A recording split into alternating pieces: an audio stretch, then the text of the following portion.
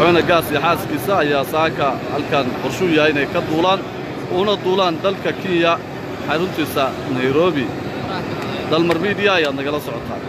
diyaaradda dhankeeda ay u dhaqaaqeen wufuudda madaxweyne gaas ka sogootinaysa garoonka diyaaradaha magaalada Garowe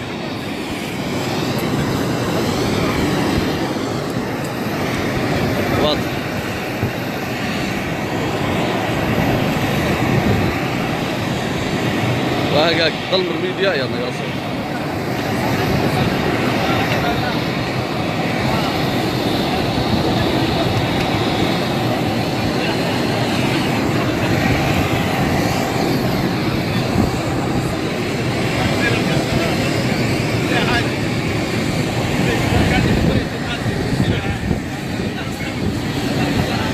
واضح وبعد ضل الميديا يا نقص عطان على وحا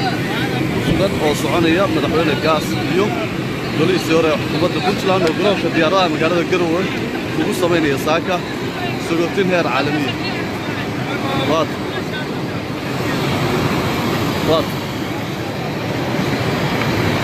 madaxweyne gaas ayaa gacan qaadaya xubnaha sugootinta u sameynaya maanta